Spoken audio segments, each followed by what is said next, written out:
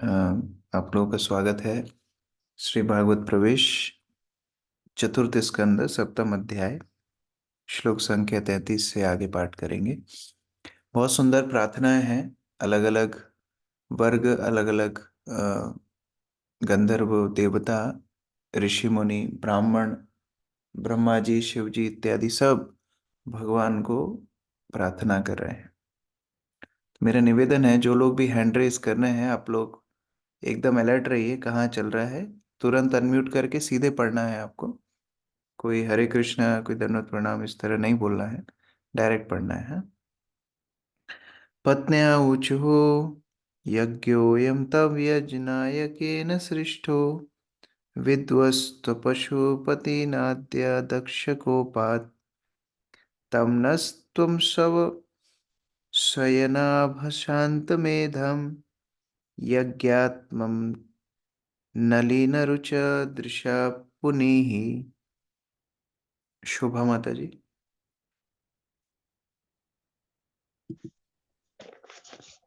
याज्ञिकों की पत्नियों ने कहा, हे भगवान, यह यज्ञ ब्रह्मा के आदेशानुसार आयोजित किया गया था, किंतु दुर्भाग्यवश राजा दक्ष से पुत्र होकर शिव ने समस्त दृश्य को ध्वस्त कर दिया और उनके रोष के कारण यज्ञ के निमित्त लाए गए पशु निर्जीव पड़े हैं। अतः यज्ञ की समस्त तैयारियां निरर्थक हो चुकी हैं।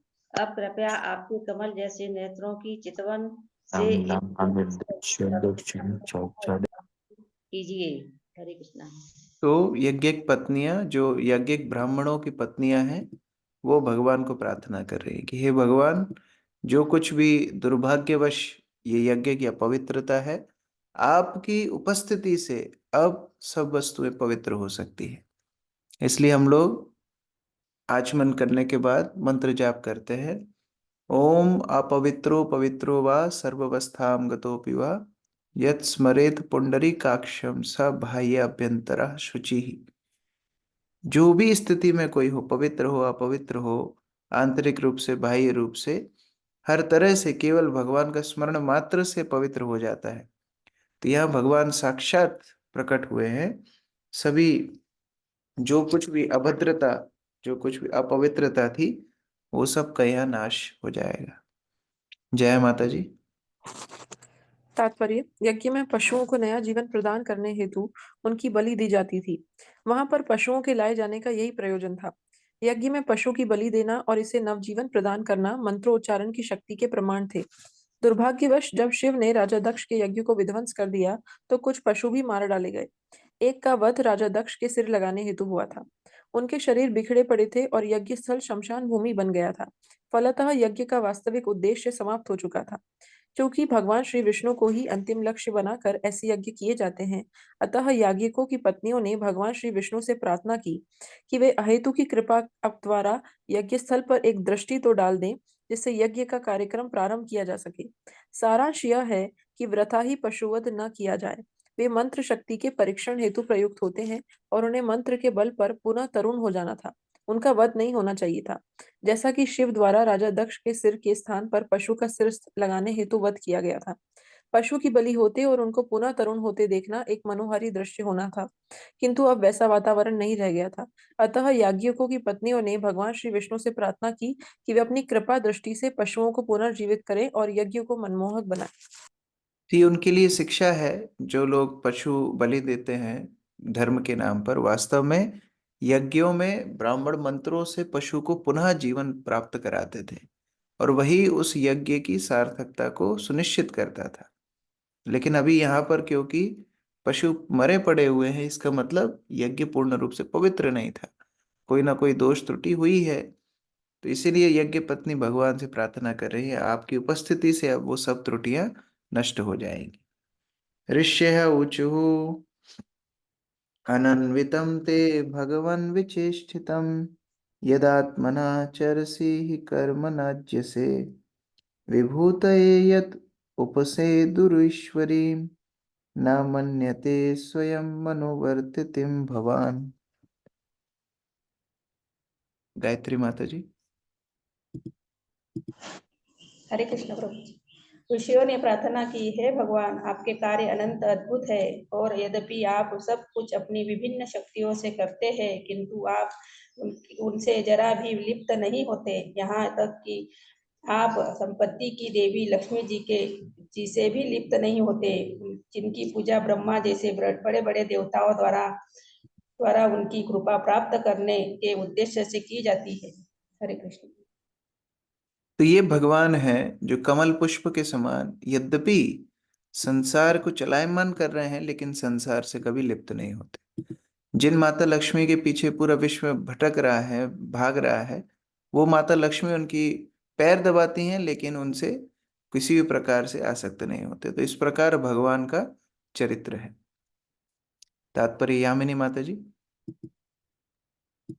भगवद गीता में कहा गया है कि भगवान को अपने अद्भुत कर्मों के फल की कोई कामना नहीं रहती और न ही उन्हें कर्म करने की आवश्यकता है, किंतु सामान्य जनों के समक्ष उदाहरण प्रस्तुत करने के लिए वे कभी कभी कर्म करते हैं जो अत्यंत आश्चर्यजनक होते हैं।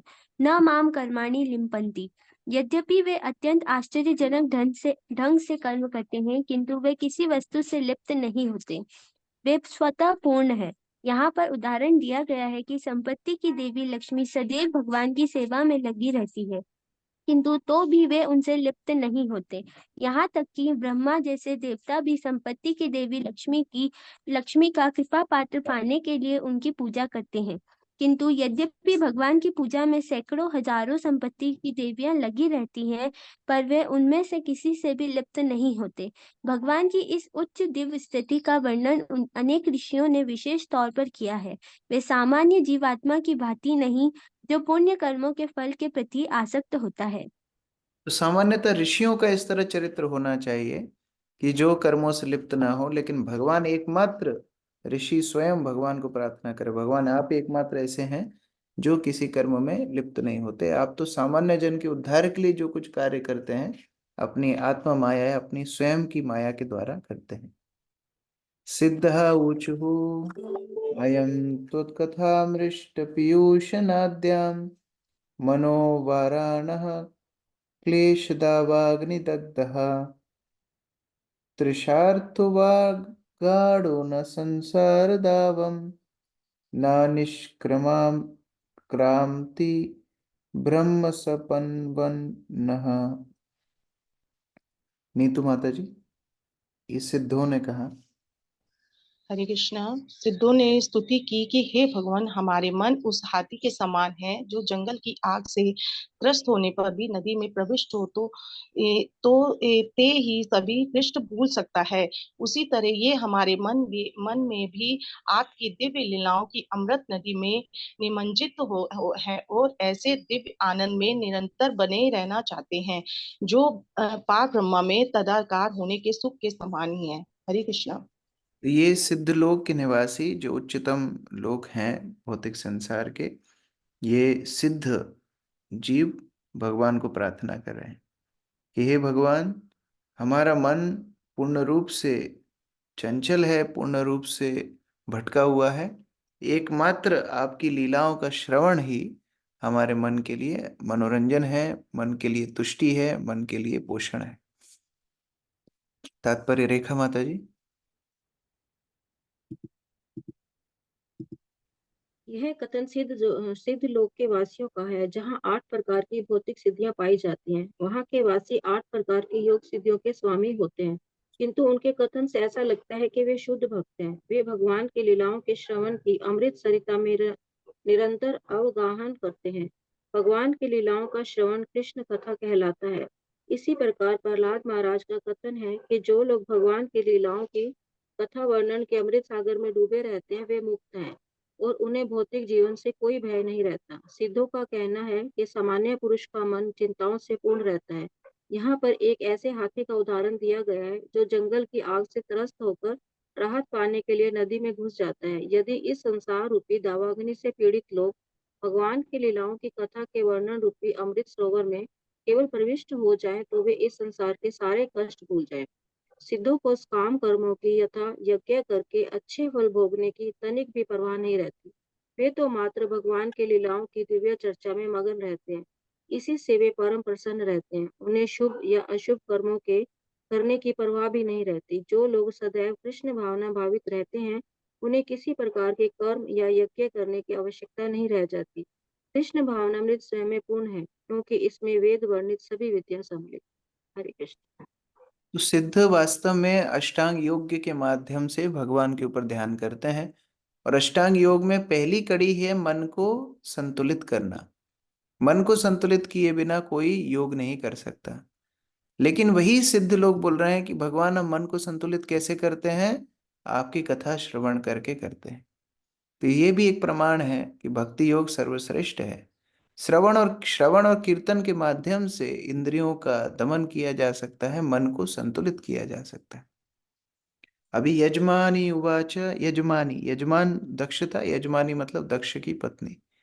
यजमानी उवाच स्वागतं ते प्रसीदेश तुभ्यं नमः श्रीनिवास श्रियकान्ताय त्राहिनः त्वामृतेऽधीशनागैर्मखा शोभते शीर्षहीना कबंधो यथा पुरुषः। कृपाली माता जी। दक्ष की पत्नी ने इस प्रकार प्रार्थना की, हे भगवान, यह हमारा सौभाग्य है कि आप यज्ञ स्थल में पधारे हैं। मैं आपको सादर नमस्कार करती हूँ और आपसे प्रार्थना करती हूँ कि इस अवसर पर आप प्रसन्न हो।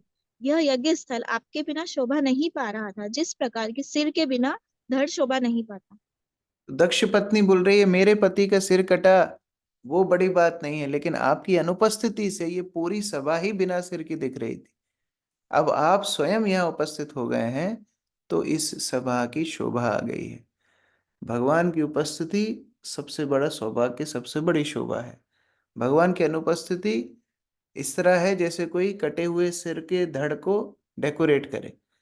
कितना भी अलंकार पहनाइए वो भयंकर भयावह अमंगलकारी ही दिखेगा। तो भगवान स्वयं हर वस्तु के प्राण हैं। सुजाता माता जी। तात्पर्य।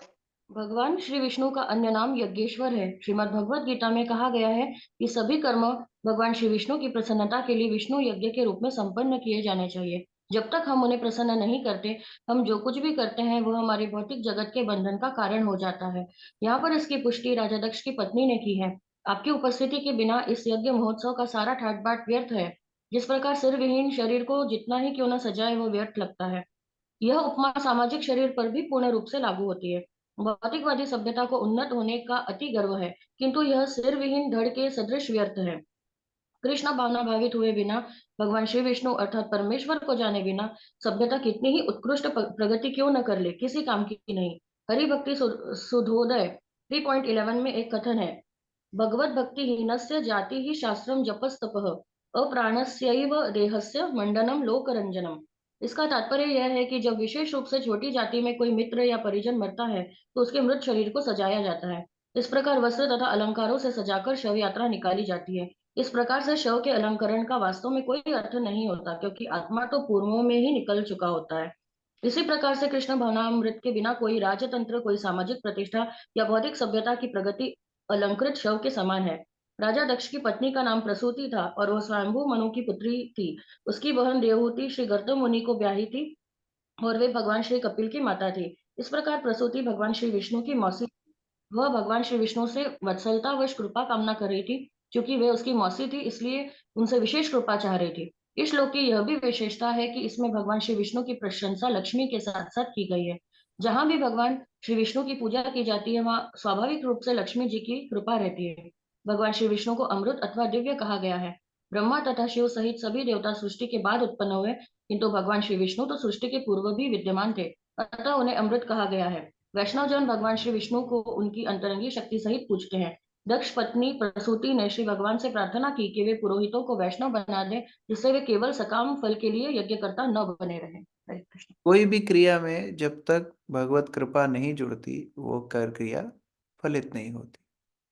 जैसे शास्त्र में बताते हैं कि ध्रुव की क्या आयु थी, लेकिन भक्ति जुड़ गई तो ध्रुव की आयु का उद्देश्य ही पूर्ण हो गया। उग्रसेन की क्या बल था, उग्रसेन को अपने ही पुत्र ने जेल में डाल दिया था, लेकिन उग्रसेन का साफल्यता थी कि भगवान कृष्ण स्वयं उग्रसेन को राजा बनाया और उनकी सभा में खड़े होकर के एक नागरिक की भांति, एक मंत्री की भांति उनको सम्मान करते थे। उसी तरह कोई भी व्यक्ति की साफल्यता है अगर भगवान की भक्ति, भगवान की चेतना उसके जीवन में आ जाए। लोकपाल ऊचुः दृष्टा किं नो दृग्भिरसद्ग्रहिस्त्वं प्रत्यग्दृष्टा दृश्यते येन विश्वम् माया हि एष भवदीय हि भूमन् यस्त्वं षष्ठः पंचभिर्भासि भूतैः। यमुना रानी माता जी।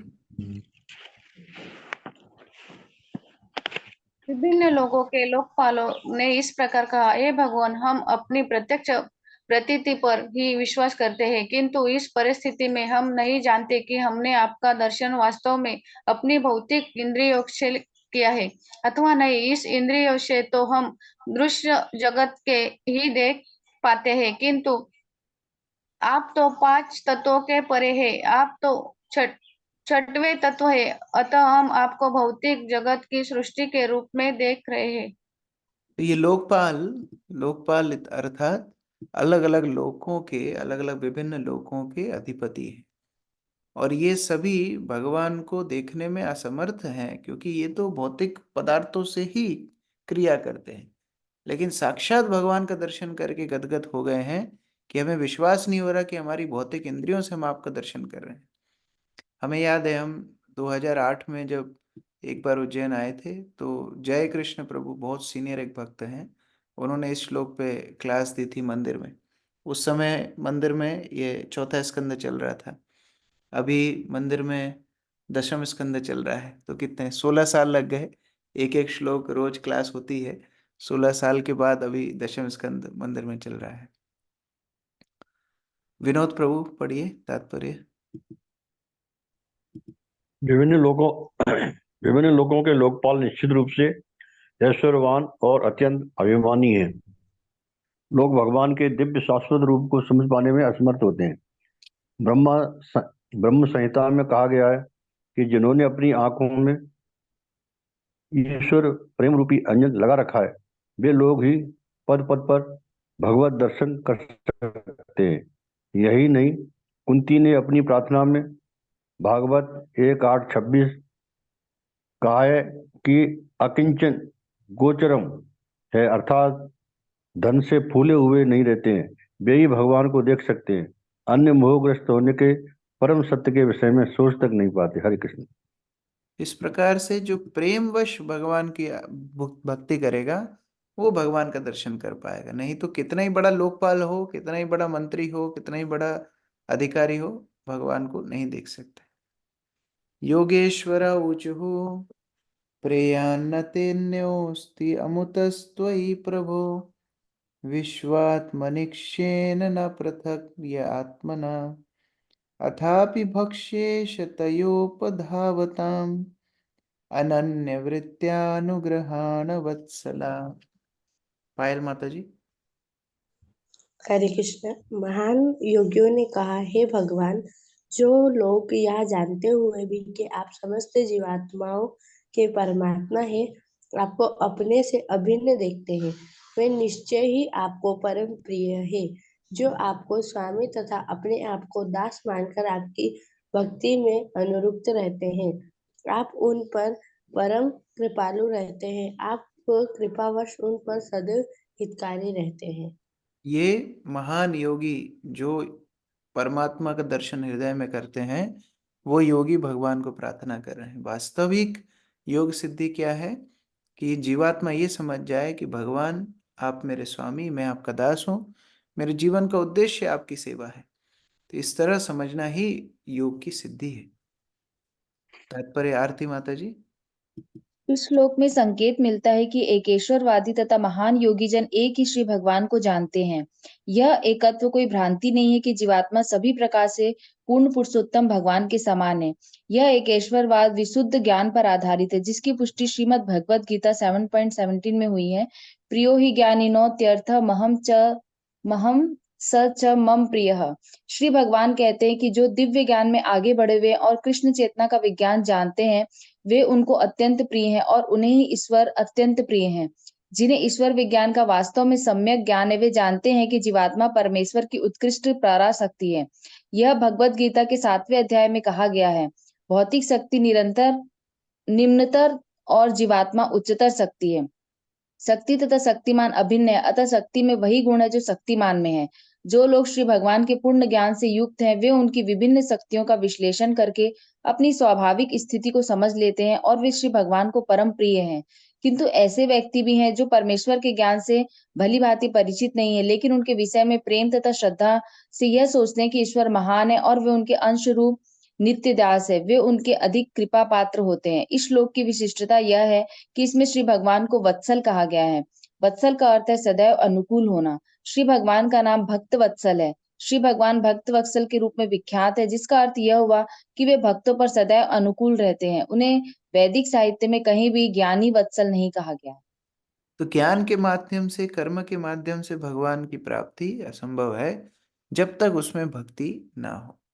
इसलिए भगवान का नाम भक्त वत्सल, भक्तों के लिए अनुकूल है, इसलिए भक्ति के माध्यम से भगवान प्राप्त होते हैं। जगत उद्भव स्थिति लयेषु दैवतो बहु विद्यमाना गुणयात्म मायया रचितात्म भेदे मतये स्वसंस्थया विनिवर्तित भ्रम गुणात्मने नमः। गौरी शंकर प्रभु। हम उन पर पुरुष को सादर नमस्कार करते हैं जिन्होंने नाना प्रकार की वस्तुएं उत्पन्न की और उन्हें भौतिक जगत के त्रिगुणों के वशीभूत कर दिया है, जिससे उनकी उत्पत्ति, स्थिति तथा संहार हो सके। वे स्वयं बहिरंगा शक्ति के अधीन नहीं है, वे साक्षात रूप भौतिक गुणों के विविध प्राकट्य से रहित और मिथ्या मायमोह से दूर है। तो योगी जन भगवान को प्रार्थना कर रहे हैं, ये जितना चराचर जगत हम देख रहे हैं ये सब भगवान की शक्ति है, इन सब के स्त्रोत्र भगवान है। तो अगर ध्यान लगाना ही है तो भगवान के ऊपर ध्यान लगाना है, ये भौतिक प्रकृति के ऊपर ध्यान नहीं लगाना है। तात्पर्य आशा माता जी।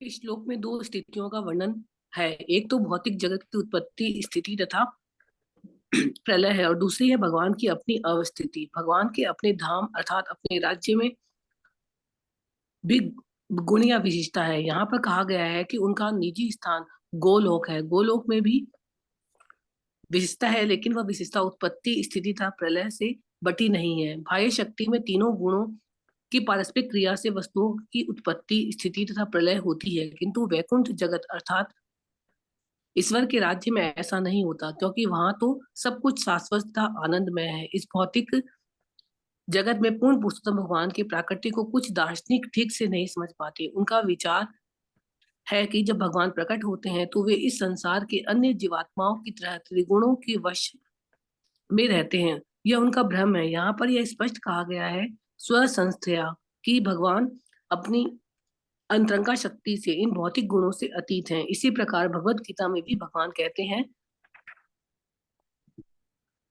मैं अपनी अंतरंगा शक्ति से प्रकट होता हूँ। अंतरंगा तथा बहिरंगा ये दोनों शक्तियां परम पुरुष के अधीन है, अतः वे दोनों में किसी के वश में नहीं होती, अपितु सब कुछ उन्हीं के अधीन है। अपने नाम, रूप, गुण, लीला तथा साज सामग्री को प्रकट करने के लिए ही वे अपनी अंतरंगा शक्ति का प्रयोग करते हैं। बाह्य शक्ति की विविधता के कारण अनेक प्रकार के देवताओं का प्राकट्य होता है, जिनमें सबसे पहले ब्रह्मा तथा शिव हुए, और उन गुणात्मक देवताओं के भौतिक गुणों के अनुसार लोग उनकी और आकृष्ट होते हैं। किंतु जब कोई भौतिक गुणों से ऊपर उठ जाता है तो वह मात्र भगवान की पूजा में स्थिर हो जाता है। इस तथ्य की व्याख्या भगवत गीता में की गई है। जो भगवान की सेवा में अनुरक्त है वह पहले ही त्रिगुणों की विविधता तथा बंधन से अतीत होता है। सारांश यह है कि भौतिक गुणों के कर्म तथा बंधन द्वारा बद्ध जीवों में खींचातानी लगी रहती है, जिससे शक्तियों में भिन्नता आती है, किंतु आध्यात्मिक जगत में परमेश्वर ही एकमात्र पूज्य है।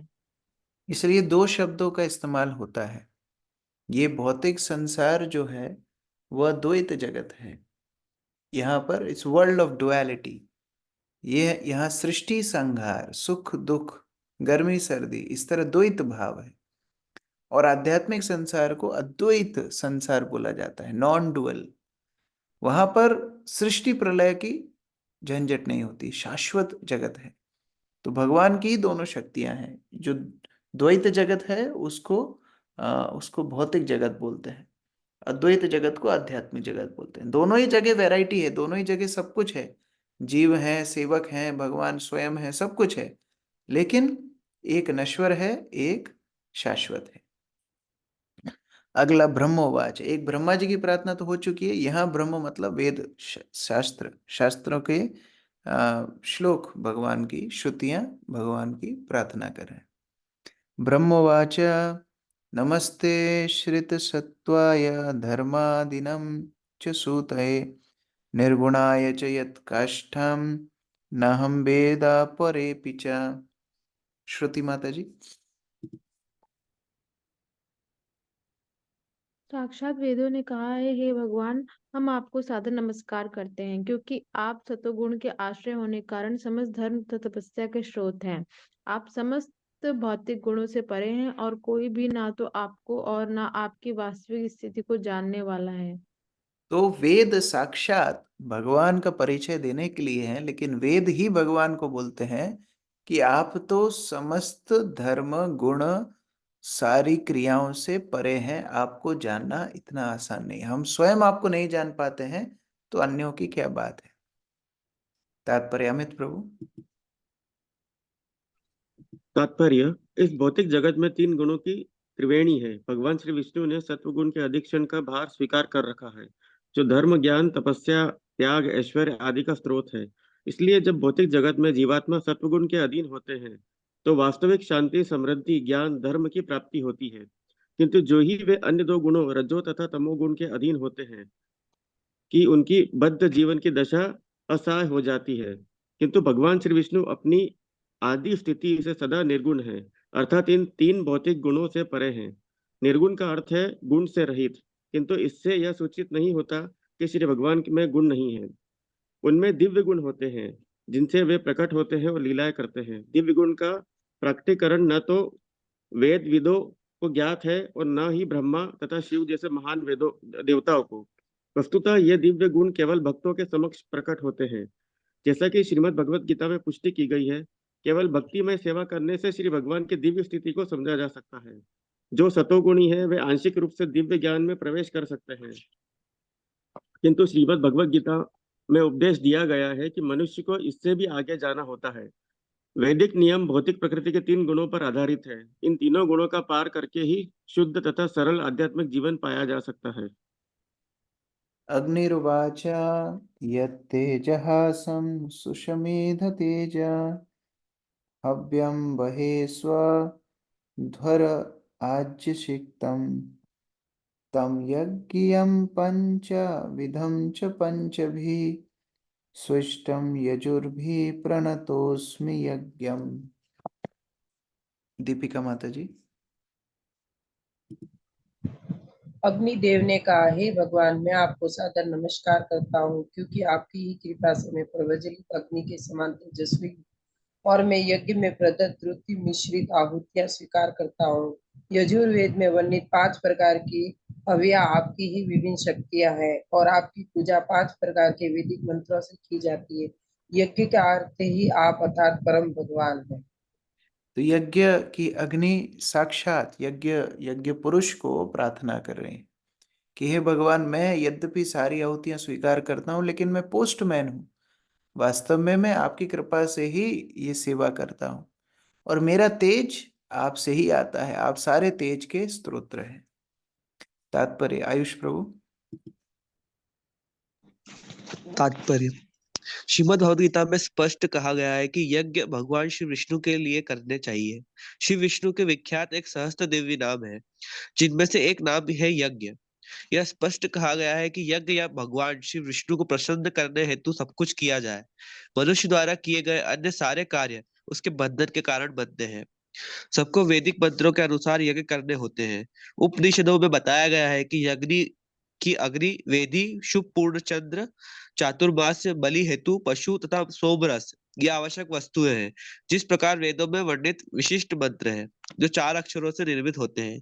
एक मंत्र इस प्रकार है, आश्रावयति चतुराक्षरम अस्तु, शोषदिति चतुरक्षरम यजेति द्वाभ्याम ये यजामः। ये मंत्र श्रुति तथा स्मृति के अनुसार उच्चरित होकर मात्र भगवान श्री विष्णु को प्रसन्न करने वाले हैं। जो लोग भौतिक रूप से बद्ध है और भौतिक सुख के प्रति आसक्त है, उन्हें मोक्ष के लिए यज्ञ करना तथा वर्णाश्रम धर्म तथा आध्यात्मिक जीवन का पालन आवश्यक बताया गया है। विष्णु पुराण में कहा गया है कि श्री विष्णु के लिए यज्ञ करने से मनुष्य क्रमशः मुक्त हो सकता है। अतः जीवन का सारा लक्ष्य भगवान श्री विष्णु को प्रसन्न करना है, यही यज्ञ है। जो व्यक्ति कृष्ण भावना भावित है, वो अपना जीवन भगवान श्री कृष्ण को प्रसन्न करने में लगा देता है, जो समस्त विष्णु रूपों के मूल है, और नित्य पूजा करके तथा प्रसाद चढ़ाकर सर्वश्रेष्ठ यज्ञ करता बन जाता है।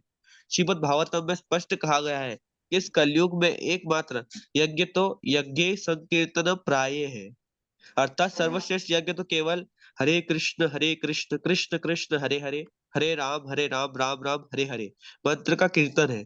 यह यज्ञ भगवान श्री चैतन्य के चित्र अर्थात स्वरूप के समक्ष किया जाता है, जिस प्रकार अन्य यज्ञ श्री विष्णु के अर्चा विग्रह के समक्ष किए जाते हैं। ये संस्तुतियां श्रीमद् भागवतम के 11वें स्कंद में दी हुई है। साथ ही इस यज्ञ से इसकी पुष्टि होती है कि श्री चैतन्य महाप्रभु स्वयं श्री विष्णु है।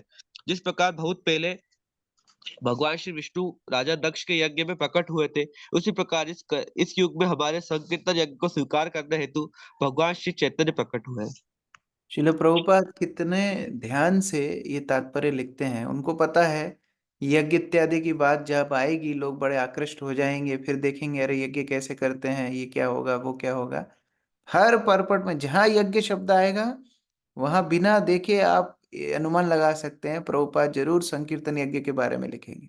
वो नहीं चाहते हम इधर उधर भटके, हमेशा लिखेंगे कि ये कलयुग का यज्ञ है संकीर्तन यज्ञ, जहाँ हम हरे कृष्ण महामंत्र का आश्रय लेते हैं। देवा ऊचुः पुरा कल्पापये स्वकृतम् उदारीकृते विकृतम् तदेव दयस्तस्मिन् शलील उर्गेन्द्रदाधिशयने पुमांसि सिद्धिर्हृदय विमृशाध्यात्म पादवे सा एव दक्ष्युनो यः पथि चरसि भृत्यामवासिना। मधुमाता जी।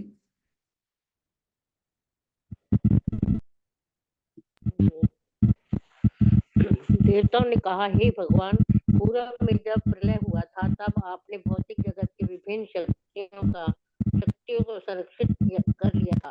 उस समय उन लोगों के सभी निवासी जैसे मुक्त आत्मा जीव भी थे, दार्शनिक चिंतन द्वारा आपका ध्यान कर रहे थे। अतः आप आदि पुरुष हैं और आप प्रलयकालीन जल में शेष शैया पर शयन करते हैं।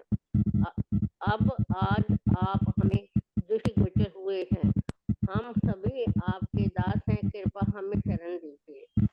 यहाँ पर देवता प्रार्थना कर रहे हैं। जो एक मनवंतर में कई बार देवताओं को अपने पद बदलने पड़ते हैं। ब्रह्मा के एक दिन में 14 मनवंतर बदल जाते हैं और फिर ब्रह्मा के हर दिन प्रलय होती है। तो ये सब देवताओं को देखना पड़ता है। भगवान को प्रार्थना कर रहे हैं कि प्रलय भी आपको प्रभावित नहीं करती। हम सब देवता कितने बड़े बड़े हों, प्रलय के अधीन है, लेकिन प्रलय में भी आप प्रभावित नहीं होते बल्कि संरक्षण प्रदान करते हैं। हम आपको नमस्कार करते हैं। राहुल प्रभु। तात्पर्य।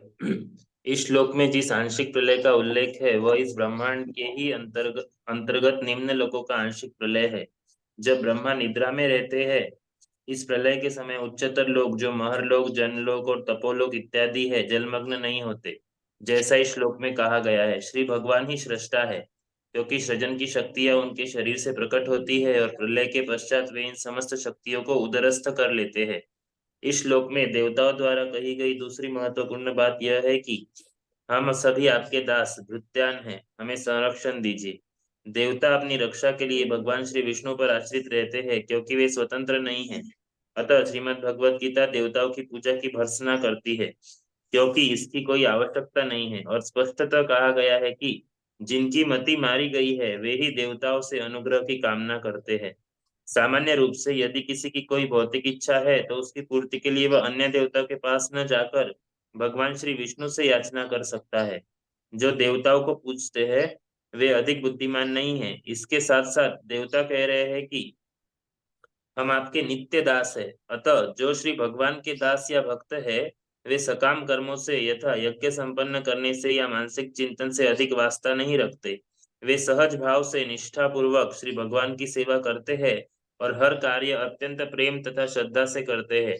अतः श्री भगवान ऐसे भक्तों को प्रत्यक्ष संरक्षण प्रदान करते हैं। श्रीमद् भगवत गीता में भगवान श्री कृष्ण कहते हैं, मेरी शरण में आओ और मैं समस्त पाप कर्मों के बंधन से तुम्हारी रक्षा करूंगा।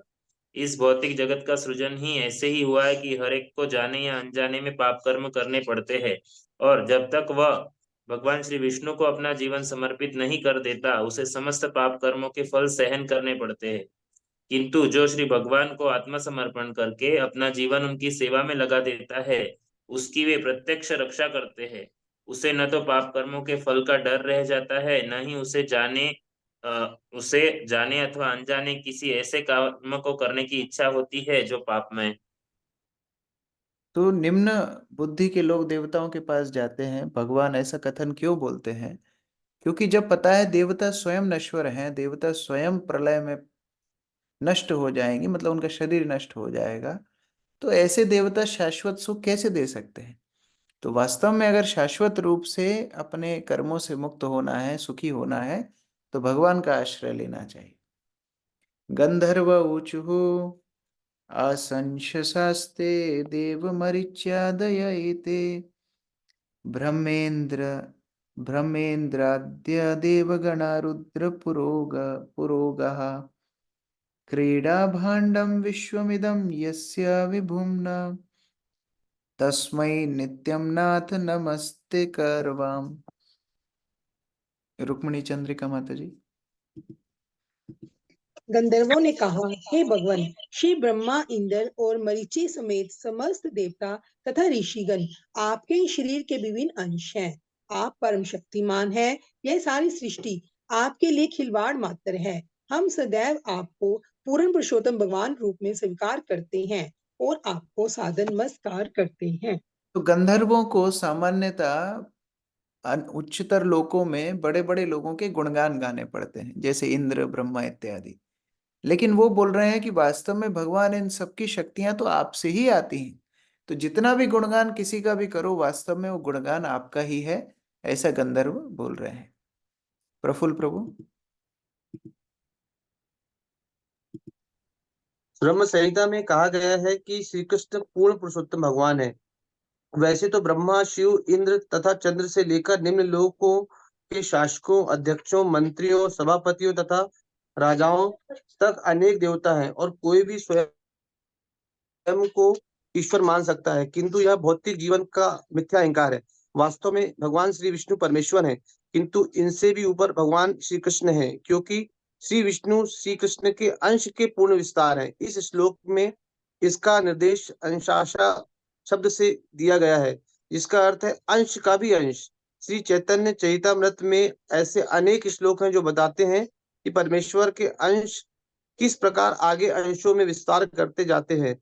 जैसा कि श्रीमद् भागवतम में वर्णित है, भगवान श्री विष्णु तथा जीवात्मा दोनों के ही अनेक रूप हैं।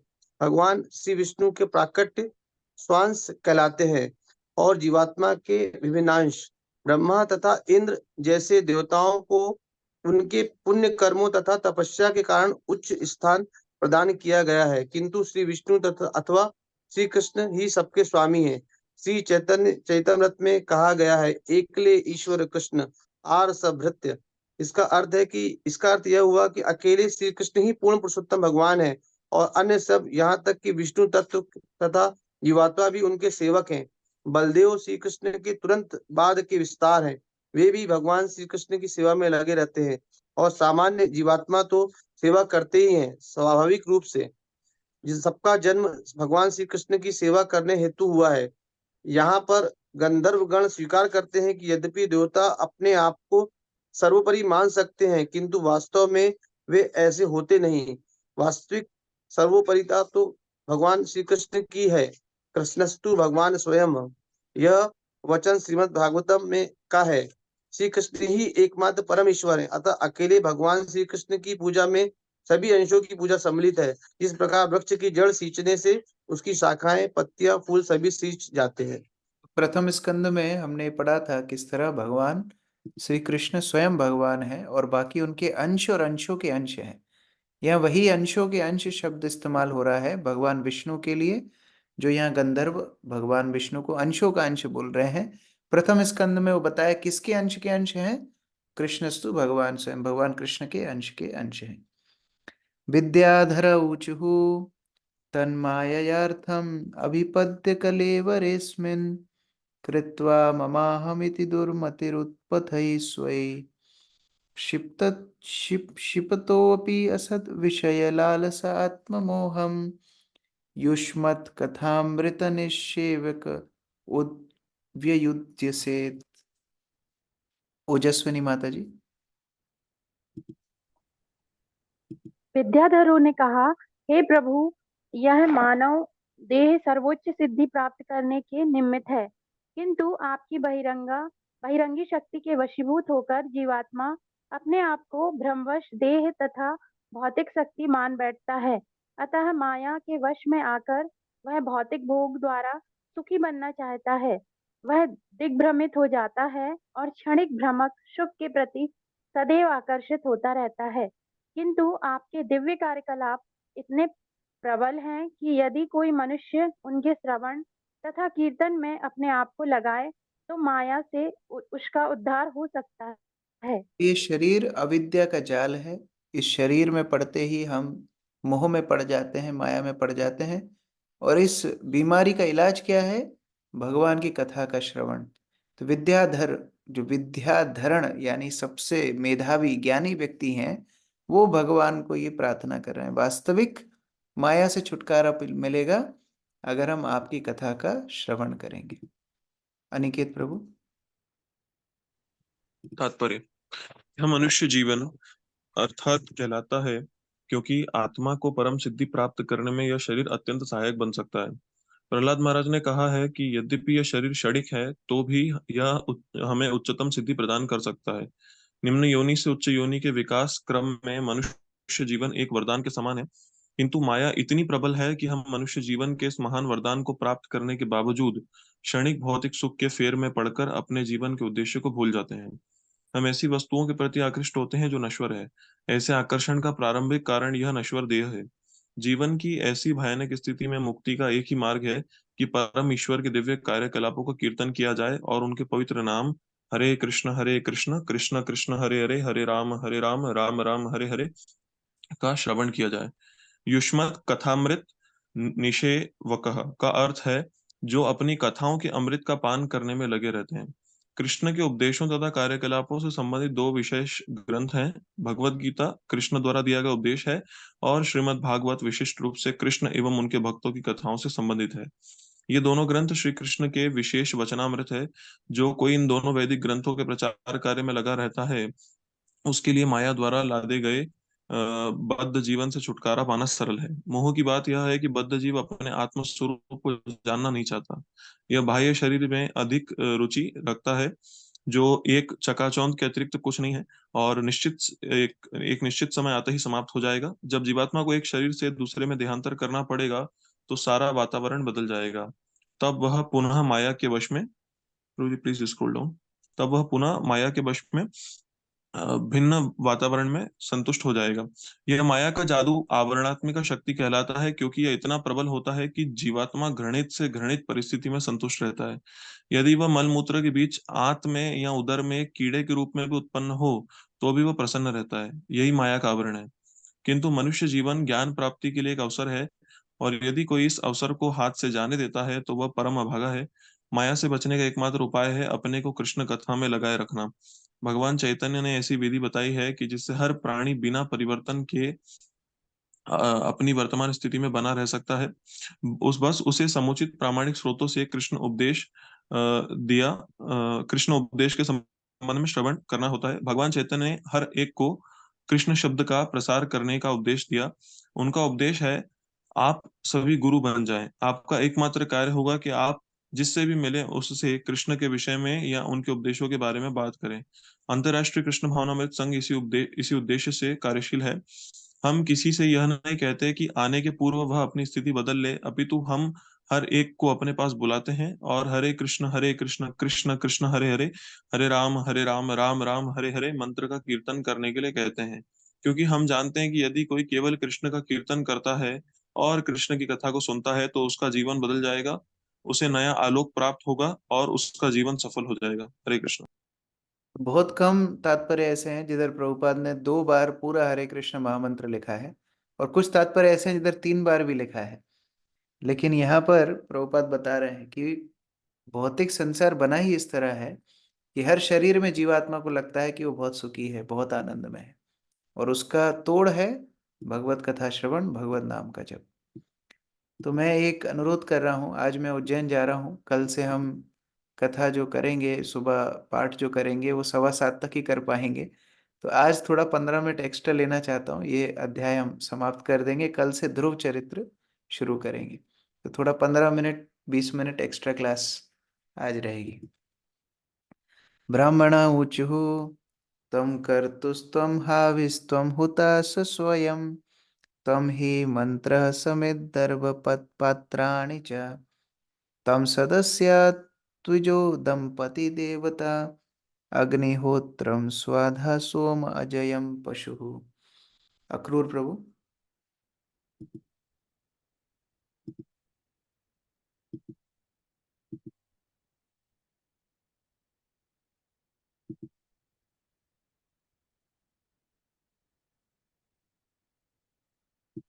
आप ईंधन हैं, आप ज्वाला हैं, आप कुश घास है और आप ही यज्ञ के पात्र हैं।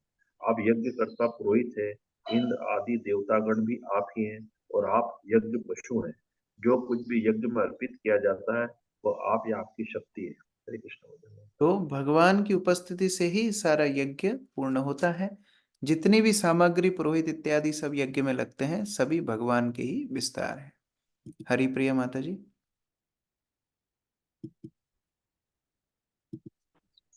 तात्पर्य, इस कथन में भगवान विष्णु की सर्वव्यापकता का आंशिक वर्णन हुआ है।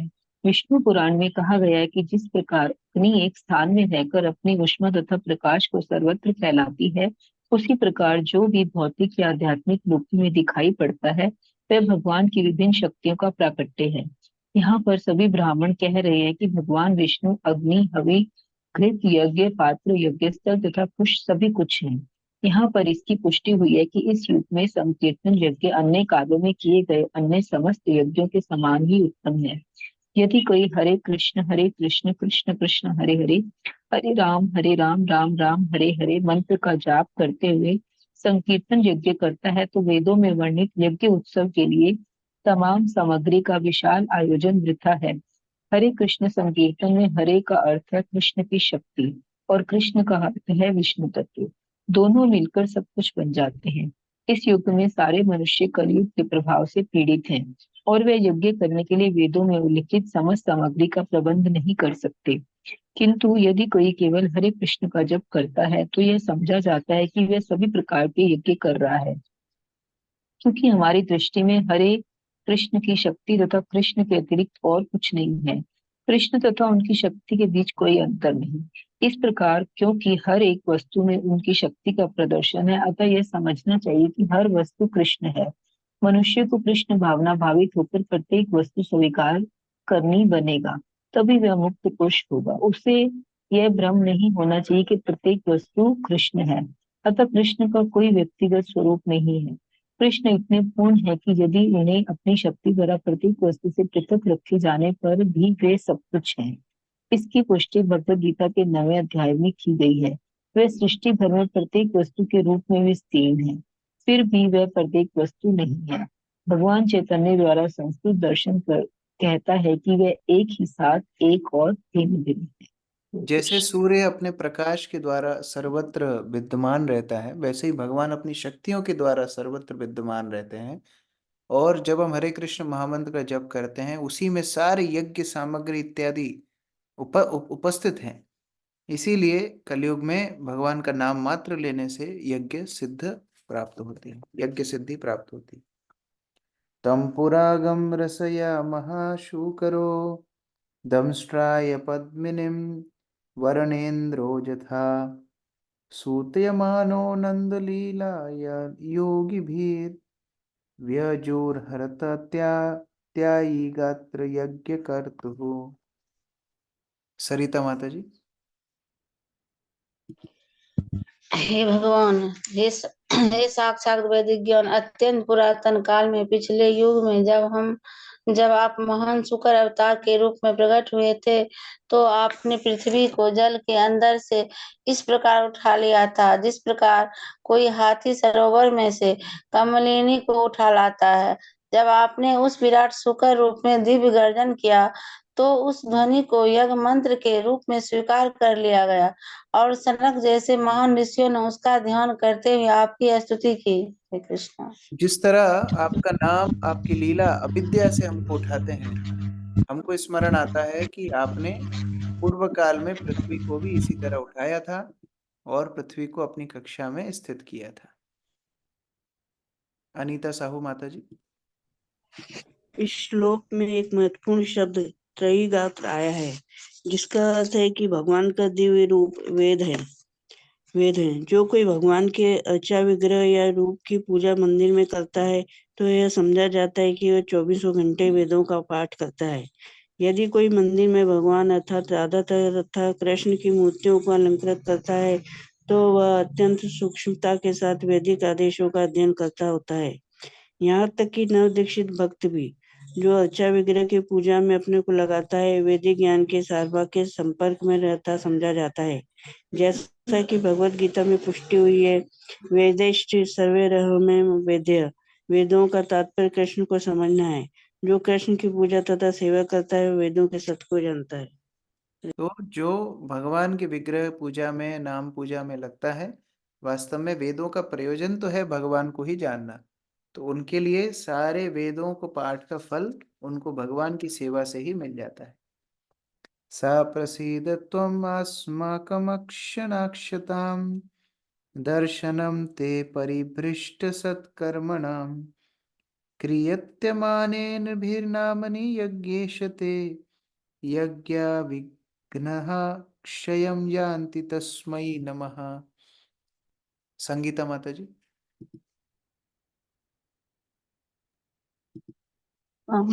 हे भगवान,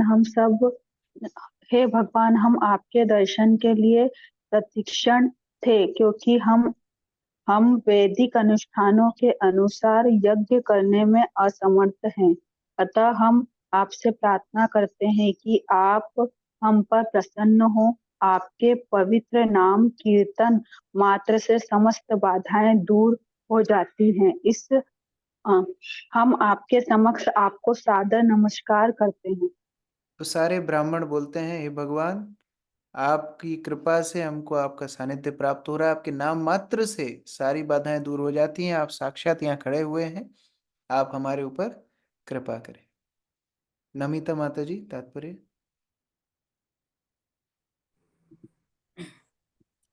ब्राह्मण पुरोहित अत्यंत आशान्वित हुए कि भगवान विष्णु के आ जाने से अब उनका यज्ञ निर्विघ्न समाप्त हो सकेगा। इस श्लोक में ब्राह्मणों का यह कथन सार गर्भित है। आपके पवित्र नाम का जप करके ही हम बाधाओं को पार कर सकते हैं, किंतु आप इस समय साक्षात उपस्थित हैं। राजा दक्ष का यज्ञ शिव के अनुचरों तथा शिष्यों द्वारा बाधित कर दिया गया था। एक प्रकार से ब्राह्मणों ने शिव के अनुचरों की आलोचना की, किंतु चूंकि ब्राह्मण भगवान श्री विष्णु द्वारा सदा रक्षित हैं, अतः शिव के अनुचर उनके यज्ञ में किसी प्रकार की बाधा उपस्थित नहीं कर सकते थे। एक कहावत है, जब भगवान श्री कृष्ण किसी का रक्षण करते हैं, तो उसे कोई मार नहीं सकता, और जब भगवान श्री कृष्ण किसी को मारना चाहते हैं, तो उसको कोई बचा नहीं सकता। इसका ज्वलंत प्रमाण रावण है। रावण शिव का महान भक्त था, किंतु जब भगवान श्री रामचंद्र ने उसे मारना चाहा, तो शिव उसकी रक्षा नहीं कर पाए। यदि कोई देवता, चाहे वह शिव या ब्रह्मा ही क्यों ना हो, किसी भक्त को हानि पहुंचाना चाहते हैं, तो भगवान श्री कृष्ण उसकी रक्षा करते हैं। किंतु यदि श्री कृष्ण किसी को मारना चाहते हैं, जैसा कि रावण या हिरण्यकश्यपु को, तो कोई भी देवता उसकी रक्षा नहीं कर पाता। अभी यहाँ प्रार्थनाएं समाप्त होती हैं। मैत्रेय मुनि आगे बोल रहे हैं। मैत्रेय उवाच इति दक्ष कविर्यज्ञं भद्ररुद्राभिमर्शितं क्रियमाणे ऋषिकेश सन्निन्ये यज्ञ भावने। ब्रजेश प्रभु। श्री चक्री मुनि ने कहा, वहां पर उपस्थित सबके द्वारा श्री विष्णु की स्तुति किए जाने पर राजा दक्ष ने अंतकरण शुद्ध हो जाने से उन्हें यज्ञ प्रारंभ किए जाने की व्यवस्था की, जिसे शिव के अनुचरों ने ध्वंस कर दिया था। तो अभी प्रार्थनाएं पूर्ण हुई। भगवान विष्णु की उपस्थिति में दोबारा से यज्ञ प्रारंभ किया गया और उसको निर्विघ्न पूर्ण करने का संकल्प लिया गया। भगवान स्वयं भागेन सर्वात्मा सर्वभाग भुक् दक्षं भवासाभस्य प्रियमाणाय वानगा। रंगनी प्रिया माता जी। श्री मैत्री मुनि ने आगे कहा, हे पाप रहित विदुर, भगवान श्री विष्णु ही वास्तव में समस्त यज्ञों के फल के भोक्ता है। फिर भी समस्त जीवात्माओं के परमात्मा होने के कारण वे अपना यज्ञ भाग प्राप्त हो जाने से प्रसन्न हो गए। अतः उन्होंने प्रमुदित भाव से राजा दक्ष को संबोधित किया। यद्यपि भगवान सब वस्तुओं के स्त्रोत्र हैं, आत्माराम है, आत्मसंतुष्ट है, फिर भी जो कुछ भी आहुति उधर डाली गई, भगवान प्रसन्न होकर के दक्ष को अब संबोधित कर रहे हैं। प्रार्थना सुनने के बाद अब भगवान सभी को संबोधित कर रहे हैं। तात्पर्य किरण माता जी। भगवत गीता में कहा गया है, भोक्तारम यज्ञ तत्साम। भगवान विष्णु अथवा कृष्ण यज्ञ तथा तप के समस्त फलों के परम भोक्ता हैं। इनमें से कोई भी अपने जिसमें प्रवृत्त करे, अंतिम लक्ष्य तो विष्णु ही होता है। यदि कोई यह नहीं जानता कि तो वह पश्चात है। भगवान होने के कारण विष्णु को किसी से कुछ नहीं चाहिए। वे आत्मतुष्ट आत्मनिर्भर हैं, किंतु वे यज्ञ की भेंट इसलिए स्वीकार करते हैं क्योंकि वे समस्त जीवों के प्रति मैत्री भाव रखने वाले हैं। जब उन्हें उनका यज्ञ भाग प्राप्त हो तो वे परम प्रसन्न दिखे। भगवत गीता में कहा गया है, पर पत्रम पुष्पम फलम तोयम यो में भक्त्या प्रयच्छति। यदि कोई भक्त भगवान को केवल पत्र पुष्प या जल अर्पित करता है, और यदि यह प्रेम और श्रद्धा के साथ अर्पित किया जाता है, तो भगवान उसे स्वीकार करते हैं और प्रसन्न हो जाते हैं। यद्यपि वे आत्मनिर्भर हैं और उन्हें किसी से कुछ नहीं चाहिए, किंतु वे ऐसी भेंटें स्वीकार करते हैं क्योंकि परमात्मा होने के कारण समस्त जीवात्माओं के प्रति उनका मैत्री भाव रहता है। दूसरी बात यह है कि वे किसी दूसरे के भाग को नहीं हड़पते। यज्ञ में शिव, ब्रह्मा तथा अन्य देवताओं का भाग होता है और भगवान विष्णु का भी एक भाग होता है। वे अपने भाग को से संतुष्ट रहते हैं और किसी अन्य का भाग नहीं हड़पते। अप्रत्यक्ष रूप में उन्होंने दक्ष को यह बता दिया कि वे शिव का भाग उन्हें ना दिए जाने से संतुष्ट। मैत्रेय ने विदुर को पापहीन कहा है क्योंकि विदुर शुद्ध वैष्णव थे और उन्होंने किसी भी देवता के प्रति कोई अपराध नहीं किया था। यद्यपि वैष्णव विष्णु को ही परम मानते हैं, किंतु वे अन्य देवताओं का अपमान नहीं करते। वे देवताओं का समुचित आदर करते हैं। वैष्णव जन शिव को सर्वश्रेष्ठ वैष्णव मानते हैं। वैष्णवों के द्वारा किसी भी देवता के अपमानित होने की संभावना नहीं रहती और देवता भी वैष्णवों को प्रसन्न रहते हैं क्योंकि वे भगवान विष्णु के दोषहीन भक्त होते हैं। हरे कृष्ण प्रभु। इस प्रकार से भगवान विष्णु यद्यपि सभी वस्तुओं के स्त्रोत्र हैं, थोड़े से आहुतियों से प्रसन्न होते हैं। जैसे पिता बच्चों की थोड़ी सी सेवा से प्रसन्न हो जाते हैं, भगवान विष्णु अब सभी को संबोधित कर रहे हैं। भगवान उवाच अहम ब्रह्मा च सर्वश्च जगतः कारणं परम आत्मैश्रवोपदृष्टा स्वयं दृक् अविशेषणः। शिवानी माता जी। भगवान विष्णु ने उत्तर दिया, ब्रह्मा, शिव तथा मैं इस दृश्य जगत के परम कारण है। मैं परमात्मा स्वनिर्भर साक्षी हूँ, किंतु निर्गुण निराकार रूप में ब्रह्मा शिव तथा मुझ में कोई अंतर नहीं है। बसंत प्रभु। तात्पर्य, ब्रह्मा की उत्पत्ति विष्णु के दिव्य शरीर से हुई और शिव का जन्म ब्रह्मा के शरीर से हुआ।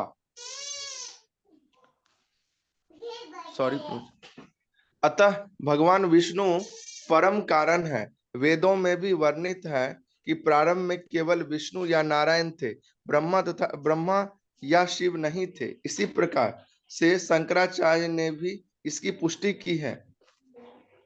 नारायण पर नारायण अर्थात भगवान विष्णु मूल रूप है और ब्रह्मा तथा शिव सृष्टि के बाद प्रकट हुए। भगवान विष्णु आत्मेश्वर अर्थात सबों में स्थित परमात्मा भी है। उन्हीं के निर्देश से अंतःकरण से प्रत्येक वस्तु प्रेरित होती है। उदाहरणार्थ श्रीमद् भागवत के प्रारंभ में कहा गया है, तेने ब्रह्म हृदय। उन्होंने पहले अंत से ब्रह्मा को शिक्षा दी। श्रीमद् भगवत गीता 10वें अध्याय 2 श्लोक में भगवान श्री कृष्ण कहते हैं, अहं आदिर्हि देवानाम। भगवान विष्णु या कृष्ण ब्रह्मा तथा शिव समेत समस्त देवताओं के मूल है।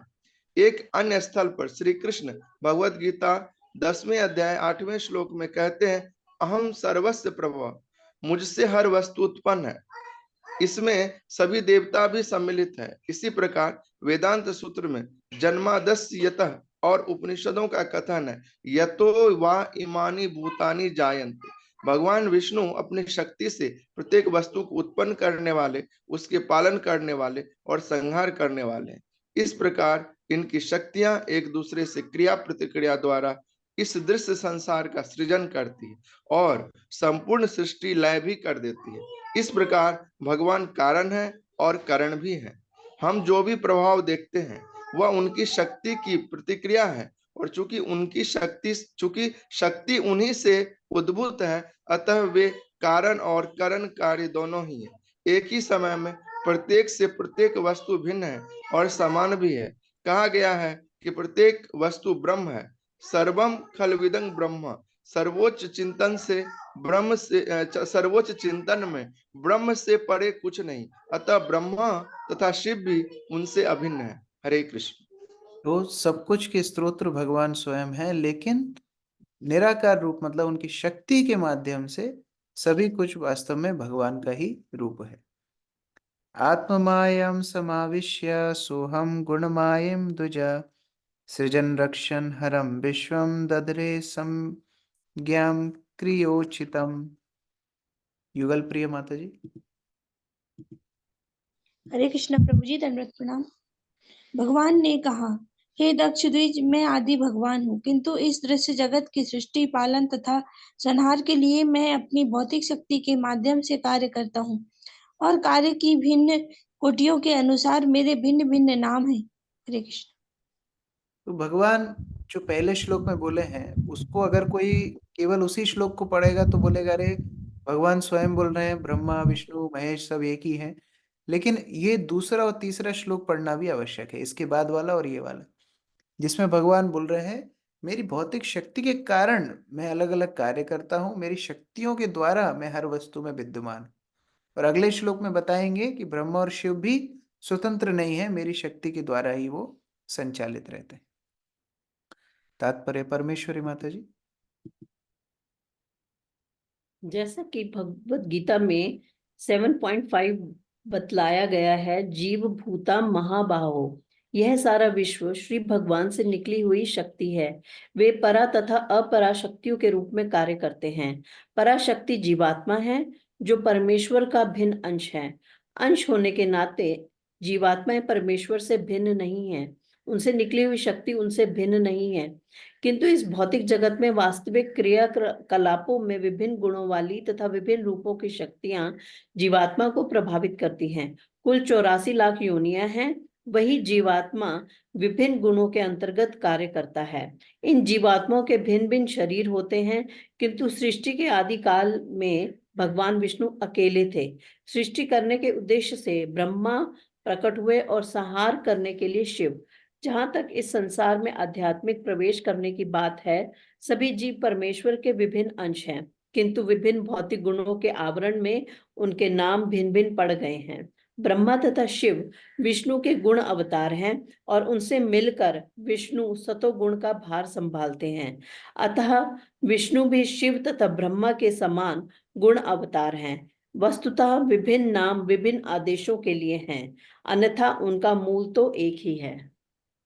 तो अलग अलग क्रियाओं के लिए, अलग अलग उद्देश्य के लिए भगवान अलग अलग शक्ति संचार करते हैं, अलग अलग रूपों में उपस्थित होते हैं।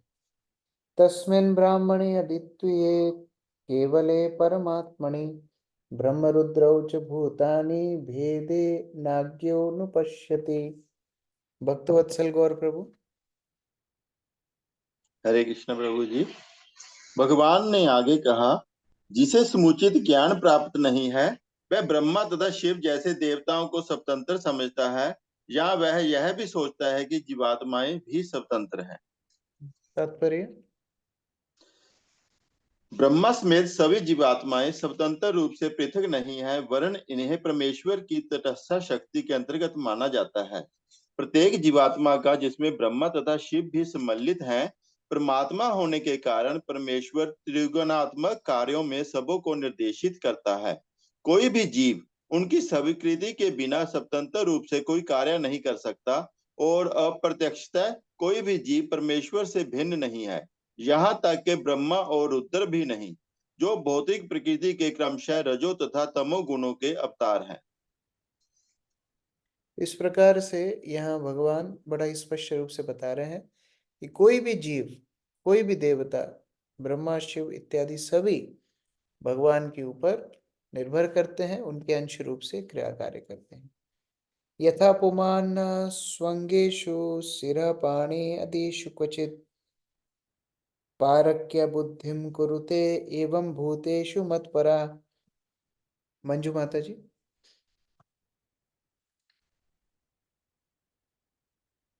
रसीला माता जी। सॉरी प्रभु जी, मैं अनम्यूट नहीं करी थी।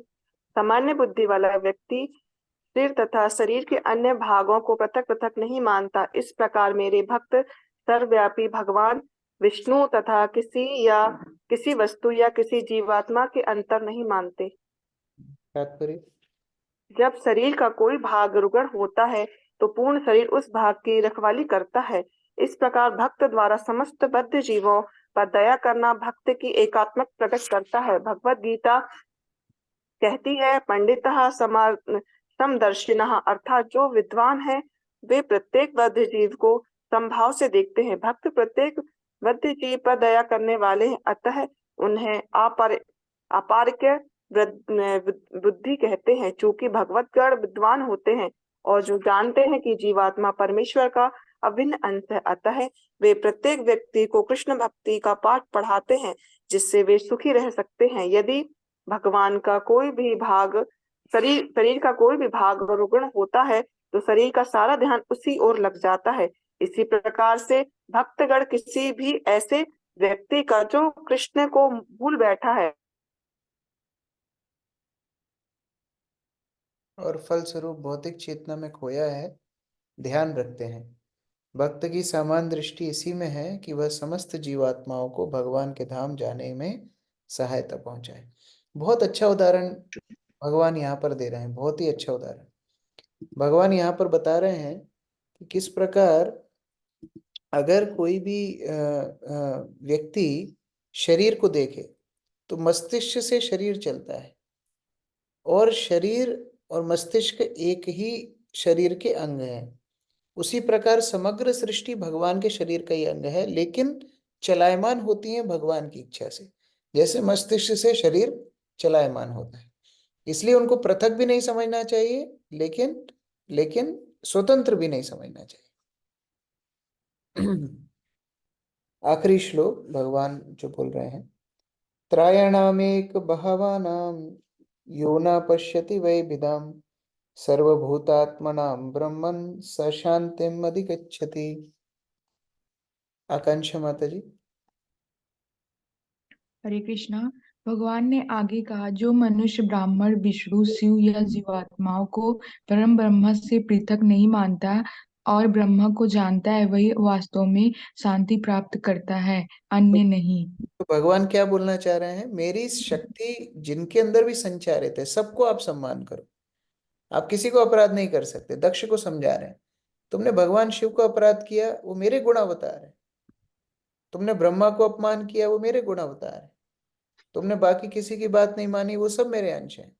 तो सबको मेरी शक्ति संचारित अंश मान के सम्मान करो, तभी तुम शांति प्राप्त कर पाओगे। तात्पर्य राहुल प्रभु। इस श्लोक में दो शब्द अत्यंत महत्वपूर्ण है। त्रयाणाम, तीन का सूचक है, जिसमें ब्रह्मा, शिव तथा श्री विष्णु सम्मिलित है। भिदाम का अर्थ है पृथक। वे तीन हैं, अतः पृथक पृथक है, किंतु साथ ही वे तीनों एक है। यह एक साथ एकत्व तथा पृथकत्व का दर्शन है, जो अचिंत्य भेदाभेद तत्व कहलाता है। ब्रह्म संहिता में उदाहरण दिया गया है कि दूध तथा दही एक ही साथ ही एक है तथा भिन्न है। दोनों दूध है, किंतु दही रूपांतरित हो गया है।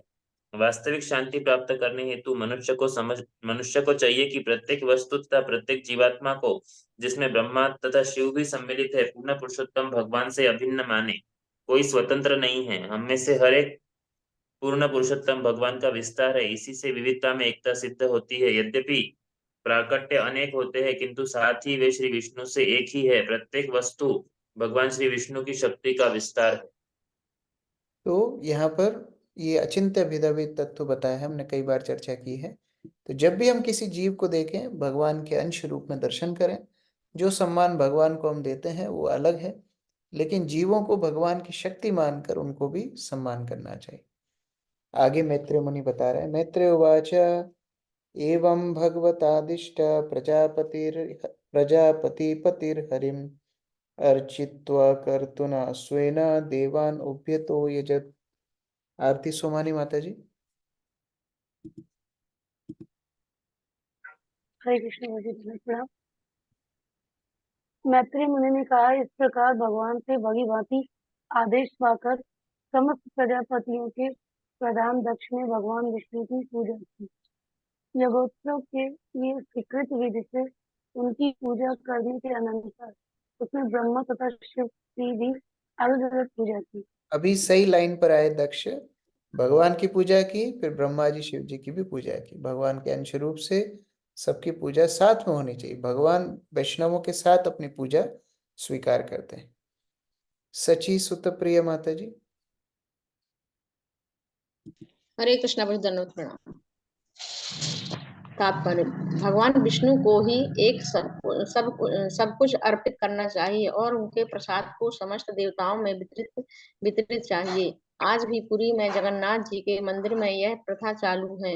मुख्य जगन्नाथ मंदिर के चारों ओर देवताओं के अनेक मंदिर हैं और सर्वप्रथम जो प्रसाद जगन्नाथ जी में चढ़ता है वही समस्त देवताओं में वितरित कर दिया जाता है। विष्णु के प्रसाद को भगालिन की पूजा की जाती है और भुवनेश्वर के प्रसिद्ध शिव मंदिर में विष्णु या जगन्नाथ जी का प्रसाद शिव के विग्रह को चढ़ाया जाता है। यही वैष्णव नियम है। वैष्णव एक का यहाँ तक कि चीटी भेंट श्री भगवान कृष्ण अथवा विष्णु को केंद्र मान कर चढ़ाई जाती है। जो भक्त अत्यधिक उच्च हो चुका है, वह प्रत्येक वस्तु के साथ श्री कृष्ण का संबंध देखता है। वह किसी भी वस्तु को कृष्ण से स्वतंत्र नहीं देखता। यही एकत्व की दृष्टि है। हरे कृष्ण प्रभु जी।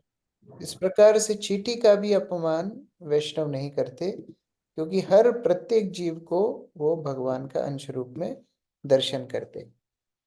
रुद्रम च स्वेन भागेन हि उपाधात समाहिता कर्मणो दवस्य सानेन समपान इतरानपि उद्वस्य सर्हितविद्धि सहस्ना आवृताम ततः। किरण माता जी, किरण चौधरी माता जी। राजा दक्ष ने सभी प्रकार से सम्मान पूर्वक यज्ञ के शेष भाग के साथ शिव की पूजा की। याज्ञिक अनुष्ठानों की समाप्ति के पश्चात उसने अन्य समस्त देवों तथा वहां पर एकत्र अन्य जनों को संतुष्ट किया तब पुरोहितों के साथ साथ इन सारे कर्तव्यों को संपन्न करके उसने स्नान किया और वह पूर्णतः संतुष्ट हुआ। तो ये सही विधि है। भगवान को पूजा करने के साथ साथ उपस्थित वैष्णव, उपस्थित सभ्यजन, सबको संतुष्ट करना आवश्यक है। इसलिए हर अनुष्ठान के बाद प्रसाद वितरण होता है कि सभी की संतुष्टि के साथ भगवान संतुष्ट होते हैं। सोनी कसोदन माता जी। हरे कृष्णा प्रभु जी, दंडवत प्रणाम। यज्ञ के शेष भाग द्वारा रुद्र की समुचित विधि से पूजा की गई। यज्ञ ही विष्णु है और जो भी प्रसाद विष्णु को अर्पित किया जाता है वह सबों को, यहाँ तक कि शिव को भी दे दिया जाता है। इस संबंध में श्रीधर स्वामी की भी टीका है। स्वयं भागेन यज्ञ के अवशेष को समस्त देवताओं तथा अन्यों को दिया जाता है। हरे कृष्ण। तस्मै अपि नु भावेन स्वेनैव आप्तराधसे धर्मेव मतिं दत्त्वा त्रिदशा ते दिवं ययु। प्रमोदानंद प्रभु जी। हरीशा प्रभु जी, इस प्रकार यज्ञ के अनुष्ठान द्वारा विष्णु की पूजा करके दक्ष पूर्ण रूप से धार्मिक पथ पर स्थित हो गया। इसके साथ ही यज्ञ में समागत समस्त देवताओं से उसे आशीर्वाद दिया कि धर्मनिष्ठ हो, और तब वे चले गए। हरे कृष्ण। इस प्रकार सभी से उन्होंने आशीर्वाद प्राप्त किया।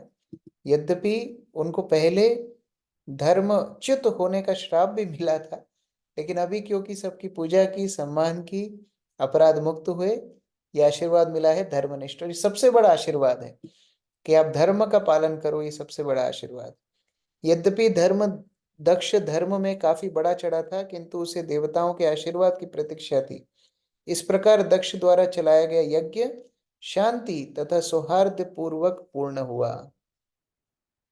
एवं दाक्षायणे हित्वा सती पूर्वकलेवरम यज्ञे हिमावतः श्रेत्रे मेनायाम इति सुश्रमा। और सती का क्या हुआ आगे बता रहे हैं रुक्मणी चंद्रिका माता जी। मैत्री ने कहा, मैंने सुना है कि दक्ष से प्राप्त शरीर को त्याग देने के पश्चात दाक्षायणी दक्ष की पुत्री ने हिमालय के राज्य में जन्म लिया। वह मेना की पुत्री के रूप में जन्मी। इसे मैंने प्रामाणिक स्रोतों से सुना है। तात्पर्य मेना को मेनका भी कहते हैं। वह हिमालय के राजा की पत्नी थी। और सती ने पुनः जन्म लिया हिमालय की कन्या के रूप में, जिनका नाम पार्वती हुआ। तमेव दयितं भूय अवकृंते पतिम अंबिका अनन्य भावेन का गतिम शक्ति सुप्तेव पुरुषम। सीमा माता जी। हरे कृष्ण प्रभु जी। अंबिका देवी दुर्गा ने जो दक्षिणायनी सती कहलाती थी, पुनः शिव का अपने पति के रूप में स्वीकार किया। जिस प्रकार की भगवान के विभिन्न शक्तियां नवीन सृष्टि के समय कार्य करती है। फिर उन्होंने अंबिका जो सती ही थी, उन्होंने भगवान शिव से पुनः विवाह किया। ये कथा आप लोग विस्तार से जानते हैं। महाशिवरात्रि के दिन भगवान का विवाह होता है। यस। आरती माता जी तात्पर्य। आरती महेश्वरी माता जी। परास्त शक्तिर्विविधैव श्रूयते। इस वैदिक मंत्र के अनुसार भगवान की अनेक शक्तियां होती है। शक्ति स्त्री और भगवान पुरुष है। शक्ति का धर्म है कि वह पुरुष के अधीन सेवा करे। जैसा कि भगवत गीता में कहा गया है, सभी जीवात्माएं भगवान की तटस्थता शक्ति है। अतः समस्त जीवात्माओं का कर्तव्य है कि वे इस परम पुरुष की सेवा करें। इस भौतिक जगत में दुर्गा तटस्थता तथा बहिरंगा दोनों ही शक्तियों का प्रतीक है और शिव परम पुरुष के प्रतीक है।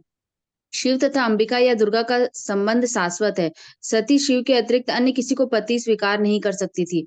आगे जिस प्रकार शिव ने दुर्गा या हिमालय की कन्या हिमवती के साथ विवाह किया और कार्तिकेय का जन्म हुआ, वह अपने आप में एक लंबी कथा है। एतद् भगवतः शंभो कर्म दक्षक्षराद्रुहा श्रुतम् भागवतात् शिष्यात् उद्वात् मे बृहस्पते। मधु माता जी।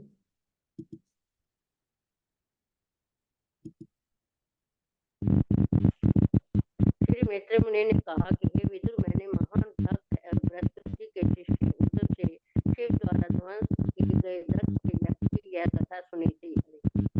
ये मन से मैत्रेय मुनि नहीं बता रहे हैं, विदुर को बोल रहे हैं मैंने भी ये उद्धव से, ये शिव ने जो दक्ष यज्ञ को ध्वंस किया, ये दक्ष यज्ञ की कथा मैंने उद्धव से सुनी थी। और इदं पवित्रं परमेश्च चिष्टितं यस्य मायुष्यमधो घमर्षणं यो नित्यदा कर्ण्य नरो कीर्तयेत् धनोत्यधम कौरव भक्ति भावतः।